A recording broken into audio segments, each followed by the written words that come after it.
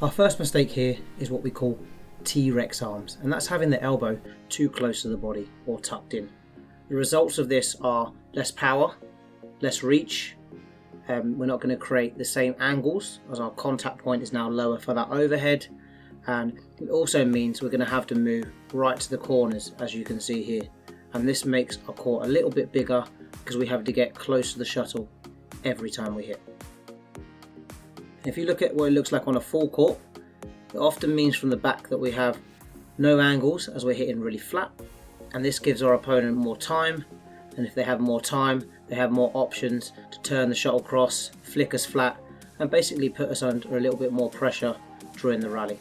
And the big problem with this mistake is that if we've got no real way to generate any power, and we don't have any angles, and we're always taking the shuttle late and having to move right to the corners, then we've got no real way to hurt our opponent, put them under any pressure, and win any points for ourselves. What we should be doing is keeping that elbow away from the body, both as we're waiting for the shuttle and when we prepare. That allows us to reach out and meet the shuttle nice and early away from the body.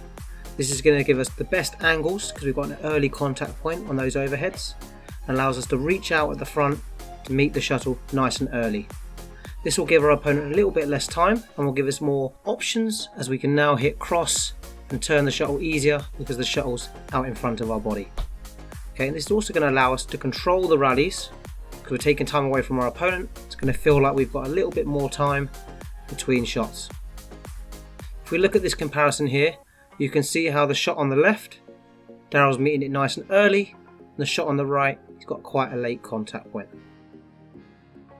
If we take a look at how it looks in a full court rally, you'll see Daryl's reaching out, meeting the shuttle nice and early.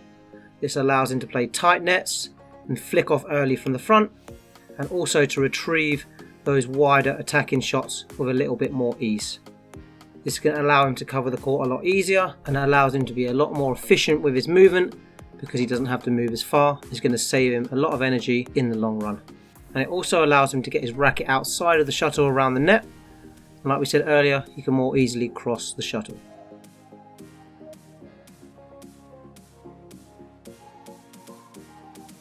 The next mistake we see are players that just run around and not have any structured footwork. The result of this is that we have a lot of momentum, and it can make it quite hard to stop and leaves the court open on the opposite side.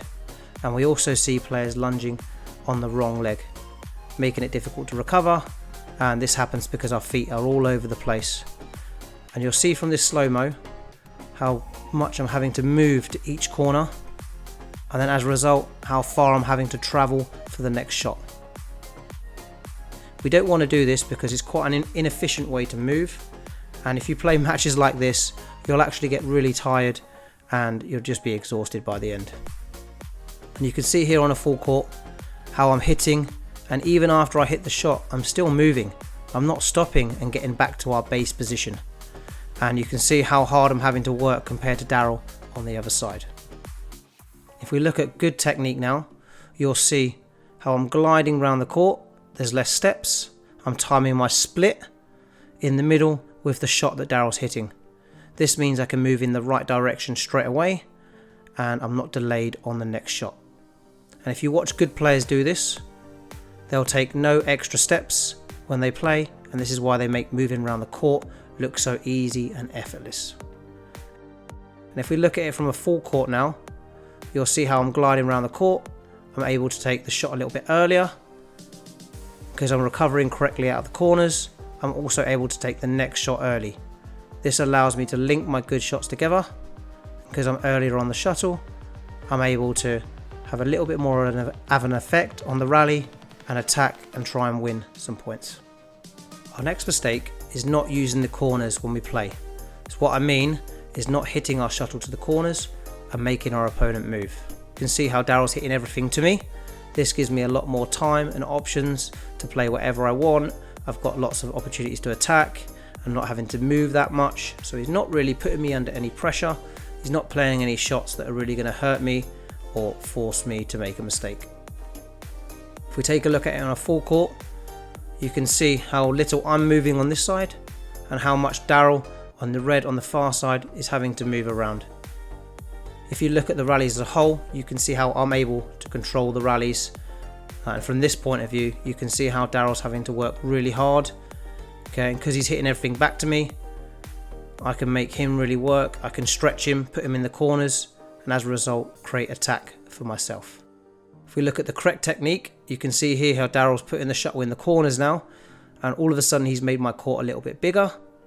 And because I'm taking it later, this can force some weak returns.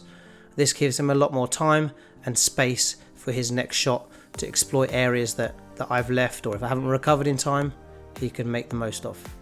If you take a look at it now on a full court, you can see how I'm now using the extremes of the court. You can see how much space he has for his next shots. He's able to turn and move me around the court and really put me under some pressure.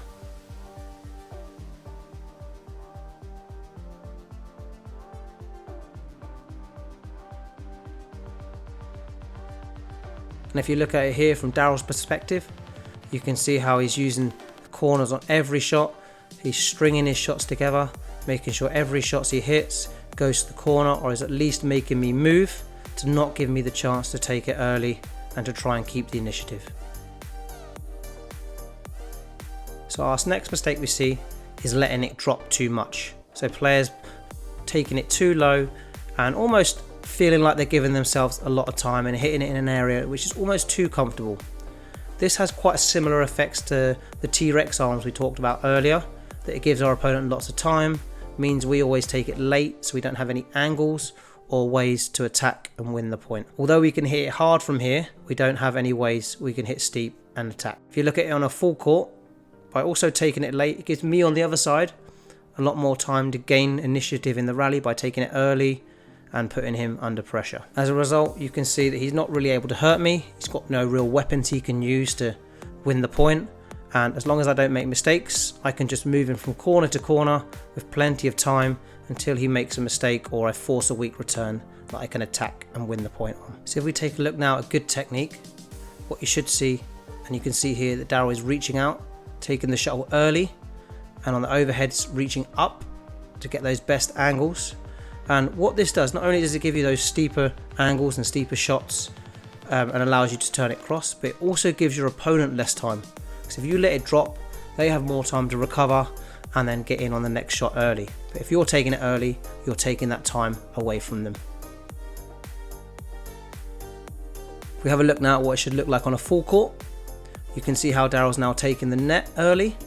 And if he's taking the net early, especially for singles, this allows you to take control of the rally, and if you're forcing your opponent to lift, you can get the attack and give yourself the chance to win the point. So again, you'll see here, nice and early at the back, nice and early at the net. That allows him then to take control of the rally and come on and flick off quick. So our final mistake we see is players that have one grip for every shot.